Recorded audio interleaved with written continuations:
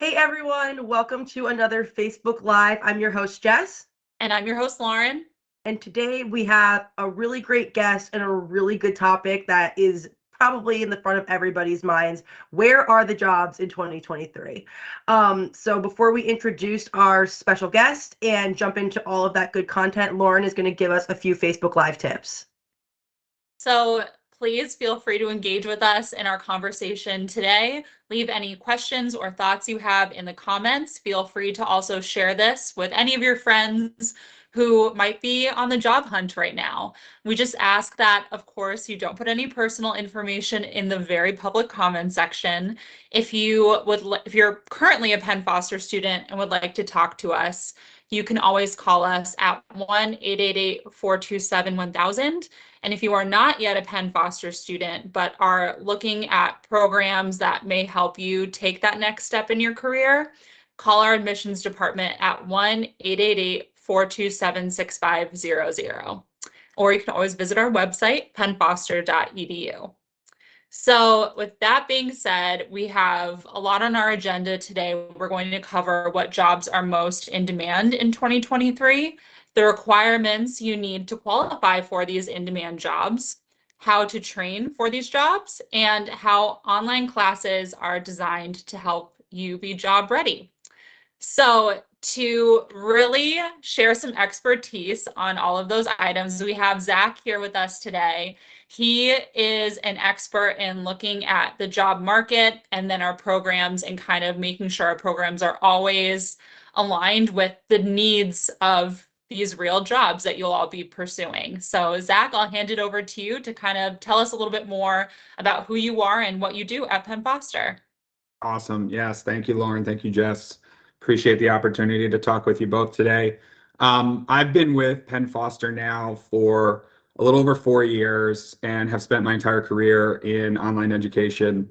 And I think what really excites me about my role and the team that I lead here at Penn Foster is getting the opportunity to consistently and constantly work to improve how well we are training people for in-demand jobs. And we've got a very broad and diverse portfolio of training programs that we offer across college and career.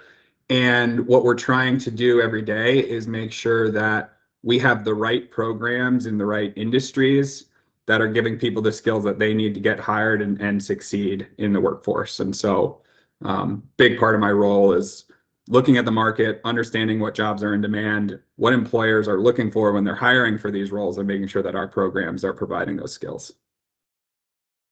Thank you for explaining that, Zach. I feel like one thing that's important for everyone watching to know is that the programs that we're offering at Penn Foster are chosen because there is real demand for those. And you and your team really help to make sure that we are offering and updating our programs that really help people get into great careers. So let's kick it off with the most important question. What jobs are in demand in 2023? And maybe you can help us break it out by field. Yeah, I was going to say there's a lot of places that we could start to answer that question.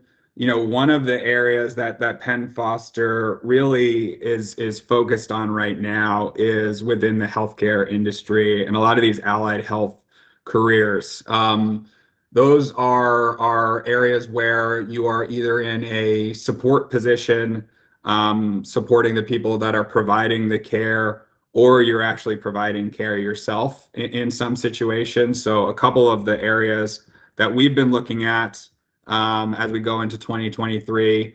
The big one that stands out to us is medical assistant.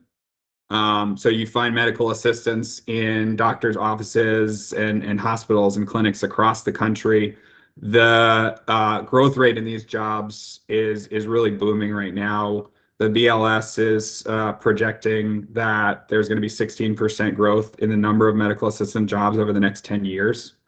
And really, when you look across the healthcare industry, you're starting to see a situation where coming out of 2-3 years of the pandemic, there's been an incredible strain on a lot of these providers. And honestly, hiring was not at the top of the priority list. They were just trying to survive and take care of people. And now that we're into 2023, things are starting to get back to something that looks like normal in a lot of these places. They have started hiring, they started increasing wages to attract people into these roles. And that's why we're seeing really strong demand in some of those roles. In addition to medical assistants, the positions that we're seeing the strongest demand for within the healthcare industry include medical billing and coding specialists, pharmacy technicians, dental assistants, and then sterile processing technicians are some of the biggest. Yeah, I think it's definitely important to point out, and it sounds like common sense, right? I mean, we were in a pandemic, so the medical professionals, obviously, there was a lot of strain on them, a lot of hardship, a lot of burnout that was coming from that. And maybe was deterring people from wanting to join that field. But now, like you're saying, we're getting back to a sense of normalcy, and they really do need, they need more people with these skills to be able to help in all of these fields. I mean, even medical billing and coding, it's interesting because even though it's within the healthcare space, it's the kind of job you can work in healthcare but not have to work with patients, So if you wanted to kind of join that industry, it's not something that you feel like you have to, be super extroverted or anything of that nature. So there's like, it's nice to know that there are those little like pockets that are good for people of all different personalities and things like that. That's exactly right. And I think, as human beings, as people, we experience healthcare in a lot of different ways, but it's not always obvious what all of these different positions are and how they all fit together. There are positions like medical billers and coders who can work remotely and work from home and aren't dealing with patients. Pharmacy technicians a lot of times are employed in retail settings. So you see them a lot of times at places like CVS, Rite Aid, Walmart. And so you're talking to people who have seen a doctor, who are coming in to fill a prescription. And then you have medical assistants and dental assistants who are actually in offices and seeing patients on a day in and day out basis. And so a lot of different types of opportunities, all in high demand right now in the healthcare space. Now, I know as far as medical goes, that was very affected by the pandemic, but another industry that was also very affected by the pandemic was the veterinary industry, because as a lot of us know, the pandemic was when a lot of people ended up getting pets because everybody was home. So can you talk a little bit about the veterinary space and those the jobs that are available there? Yeah, and I think I probably fell into that category. Our new Australian sheepdog named Bella joined us over the last couple of years, and so yes, this is very common. We saw a real boom in people adopting and buying pets over the last few years, and that has just made the demand for veterinary and related services skyrocket. This is a field where the demand for talent was already really high before the pandemic, and it's exacerbated that demand. So employers are out there desperately looking for people who are qualified to fill some of these roles. One of the ones that we focus a lot on at Penn Foster is veterinary technicians. These are people who are actually working at the vet hospitals and clinics across the country who are supporting veterinarians, doing diagnostic checkups on a lot of animals, making sure that these animals are getting the care that they need, the medication that they need in certain circumstances. And to be a vet tech right now is something that the vet hospitals can't hire fast enough.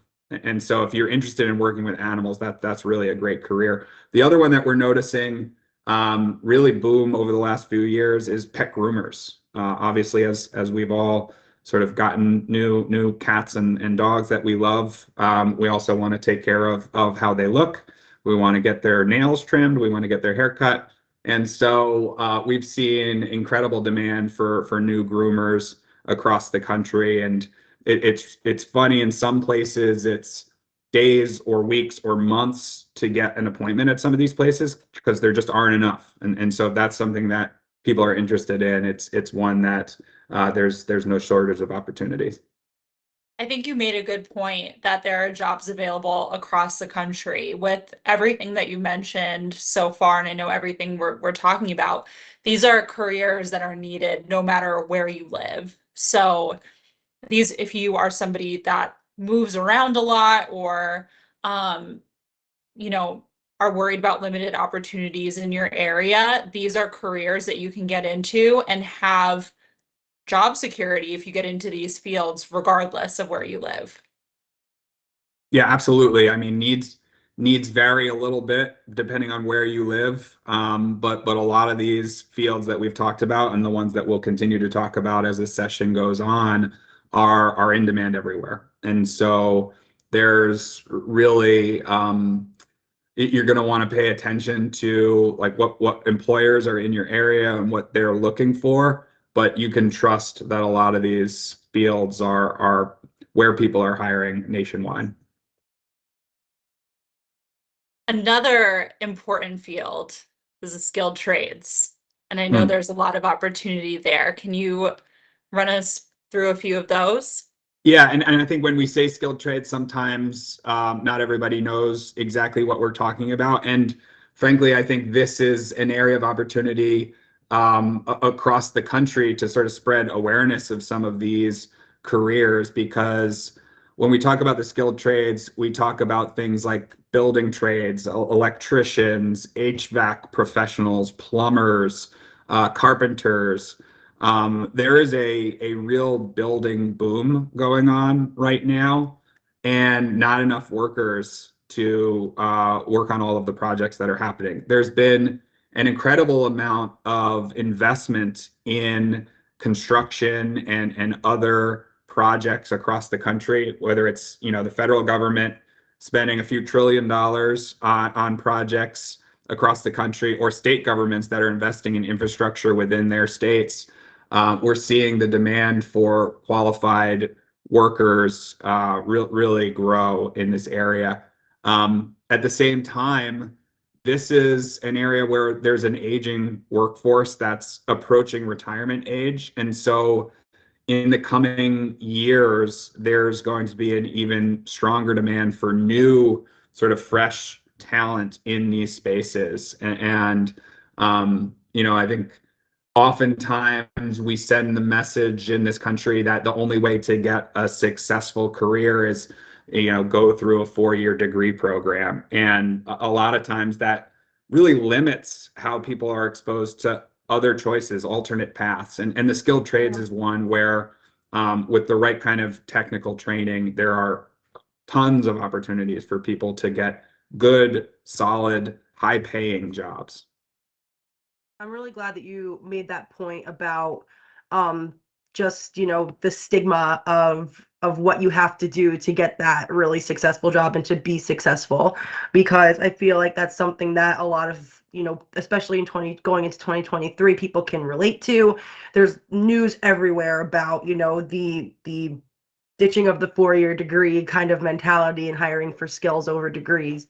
And skilled trades is like a perfect industry to make that point for.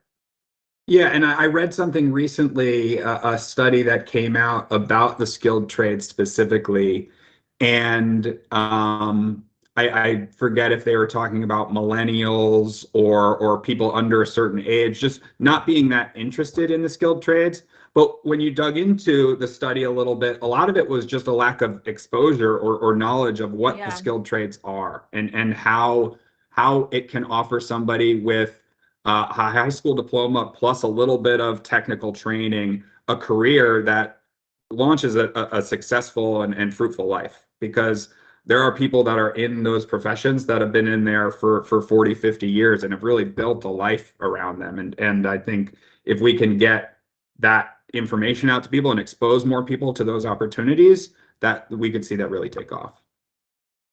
I think that's a great point. And I know with the trades, there are opportunities to work for yourself and be your own boss. If you want to contract, you can work for a company. So there's a lot of pathways to growth in those careers. Absolutely. Yeah, absolutely. I think there's there's ways to get started, and then you sort of learn on the job, right? There are stepping stones that you take. So the longer you're in the field, the higher up you move, and the more that you can do. Absolutely. I think two more ones we really want to hit on while we're talking are technology and also the child care and the early childhood education, which is also another industry affected by the pandemic and things like that. So let's jump into those two if you want to start with the technology piece. Yeah, you really can't talk about in-demand jobs without talking about technology jobs. And what's interesting here is when people think about technology jobs, a lot of times you jump right to the big technology companies. You think of, Amazon and Apple and Facebook and Google. And yes, they hire a lot of technology workers. But in 2023, every company is a technology company. There are these sorts of jobs everywhere you look, and there are not enough people with the skills and the talent to fill them. And so a surefire way to an in-demand job that pays a living wage and probably an above average living wage is to get some technology skills and look at what companies are hiring for. One that we see a lot of and that we've responded to by offering some programming for is like an IT support specialist, sometimes referred to as a help desk technician. This is typically an entry-level technology job that is working behind the scenes to solve software and hardware issues that internal employees may be having or customers may be having. And that's a great way to get started and also build the skills that you'll need to advance within the technology industry. And then you mentioned early childhood. This is one where, frankly, there hasn't been the level of investment that we probably need. And there are people who are interested in working in early childhood settings or in childcare facilities who just don't have the opportunity that they're looking for. And so we're really interested in figuring out ways that we can help people prepare for and train for these careers. There are just not enough childcare providers across the country to help parents who are trying to work and juggle childcare at the same time.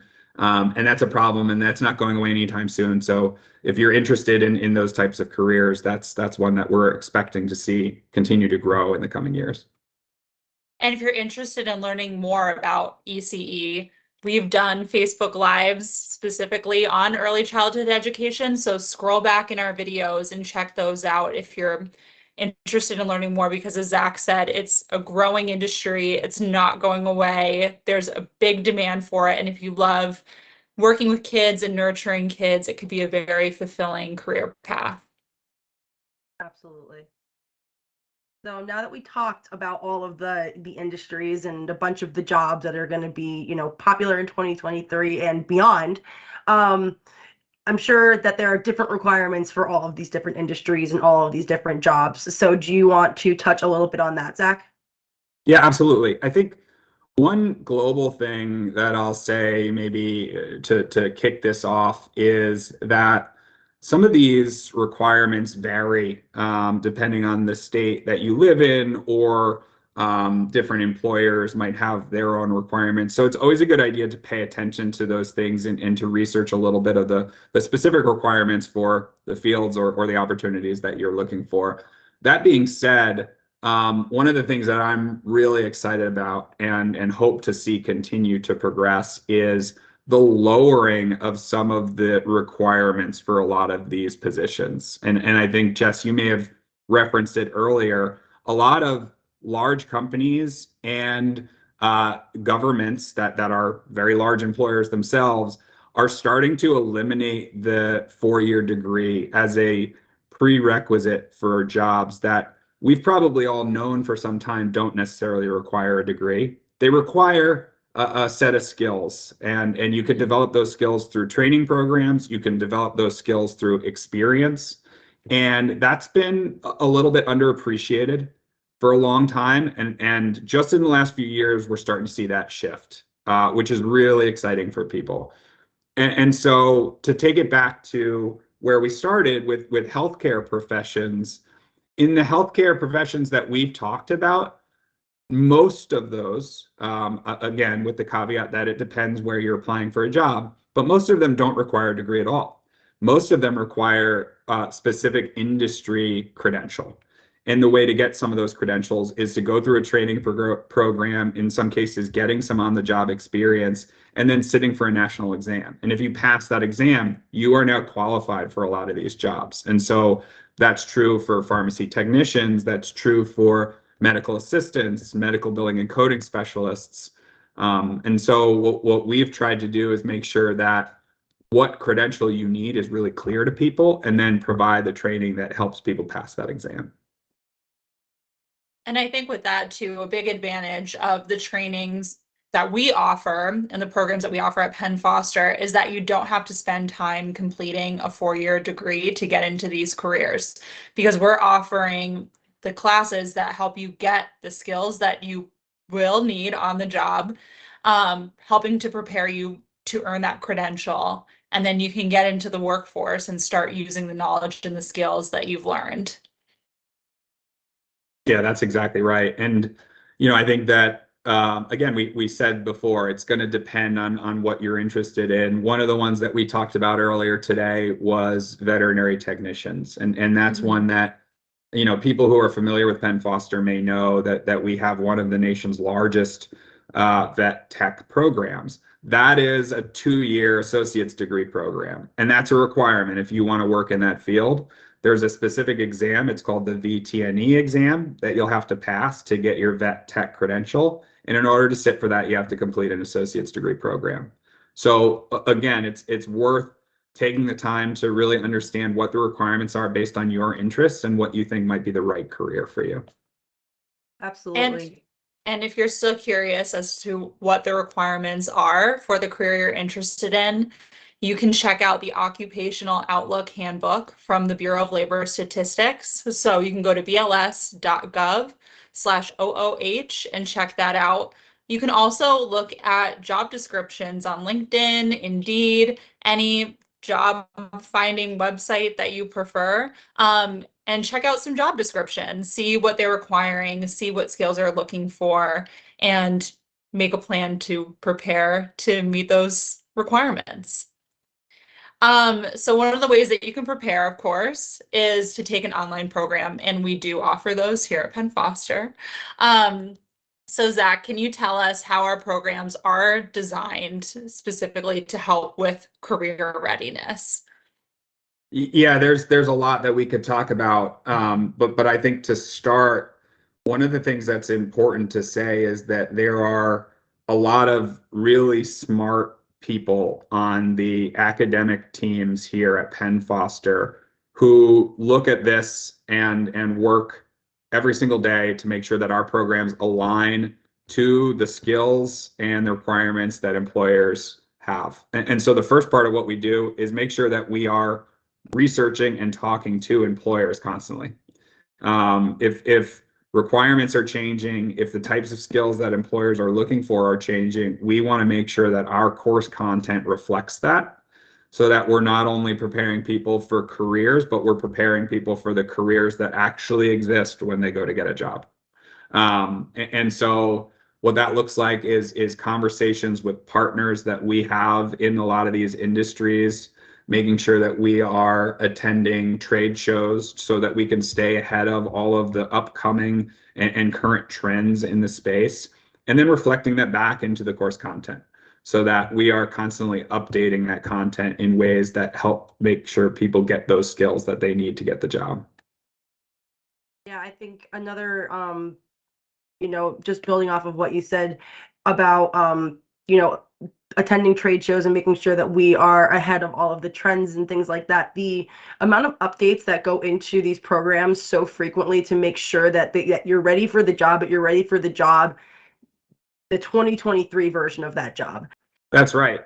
And I think just like the requirements or the skills change over time for certain positions, the nature of online learning changes over time. And we've seen over the last 3 years a real exciting it was forced on us by the pandemic, but we're seeing the response to that be a lot of really exciting new technologies and ways of delivering learning in a remote setting that Penn Foster is trying to stay ahead of and on top of. And I listened to our chief learning officer, Dr. Andy Sheen, yesterday give a talk about how we're responding to some of those changes with our content. And one of the exciting things that I took away from that is we're moving from a design in our courses that's a little bit more static to something that's a little bit more dynamic and engaging.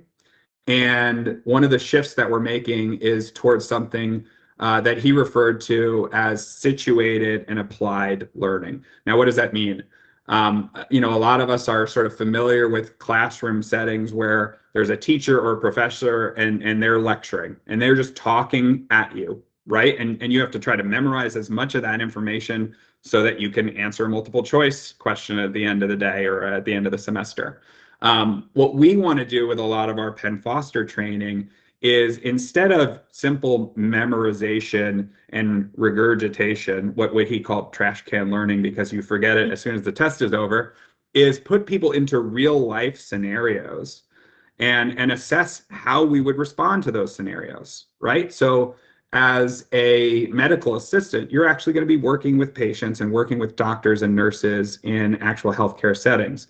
So instead of a multiple choice quiz at the end of your lesson, maybe we should assess you by talking through a scenario and asking how you would respond and using that as a way to assess people. So those are some of the shifts that we're making in our course content so that people actually graduate and leave prepared to succeed on the field.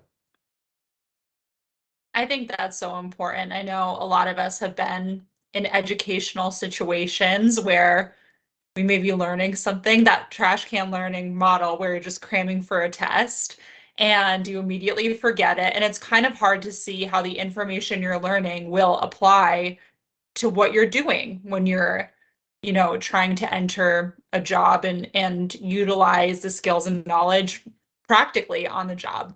So I think it's great that it's something that you and your team, Zach, are thinking about all the time in terms of how do we get people to really learn the skills, not just memorize and pass tests, but truly, really deeply learn it to be prepared for those careers.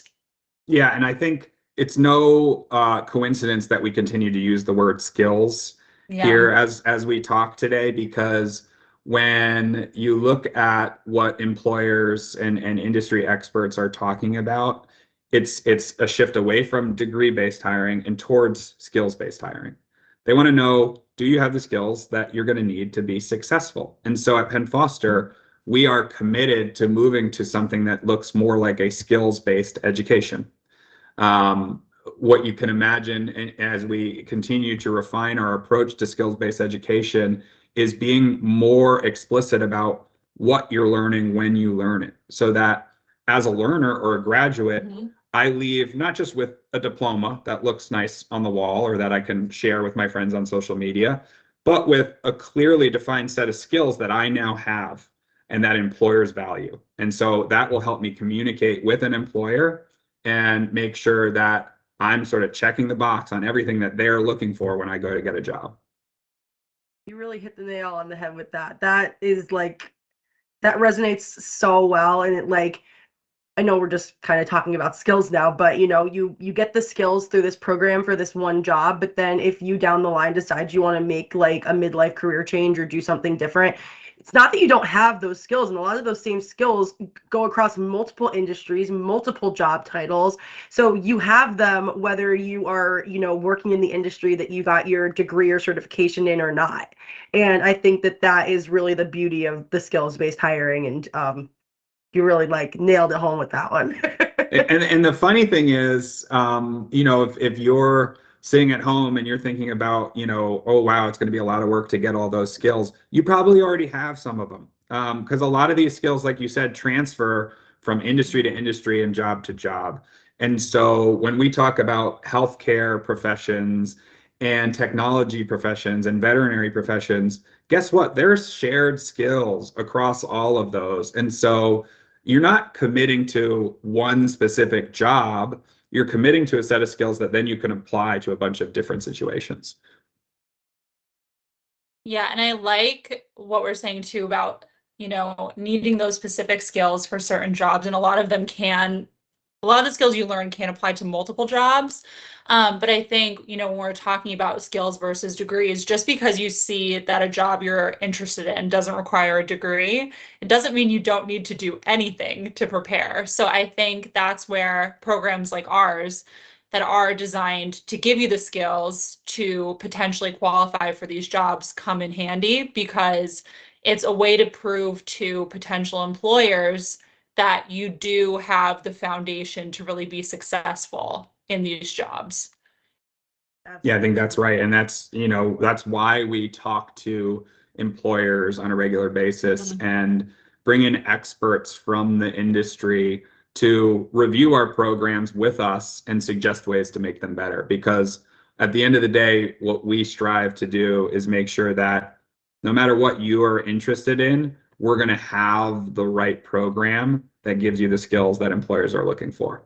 Right. And so whether that is going out and talking to employers, whether it's bringing experts in to review our programs, whether it's listening to feedback from our learners and graduates along the way, we're constantly trying to make those experiences and those learning pathways better. And I know that anybody here that's watching that is a current Penn Foster student is probably so grateful for all of this knowledge. And just to know, like, hear from the horse's mouth, if you will, that, Penn Foster really is putting in the work to make these programs exactly what you're going to need to get that job in 2023. So just thank you from both of us for all of your work and for joining us today and giving your wealth of knowledge to us and everybody out here watching. Yeah, I'm happy to be here. Thank you for inviting me on. And I'll say that even though you're hearing it from me today, there are hundreds of smart, dedicated, engaged people who make this possible. And so I would be remiss if I didn't say that it's a real team effort at Penn Foster that goes into providing this level of training and education for people. Absolutely. Thank you so much, Zach. And to everybody watching, thank you for joining us today. If you want to know more about our many programs, you can visit our website, pennfoster.edu, or call admissions. That number again is 1-888-427-6500, and we'll be happy to answer any questions you have about the programs that we offer and how they can help you prepare to hopefully land the job that you're after. So thank you to everyone, and we will see you soon. Have a great rest of your day. Bye, everyone. Bye. Thank you.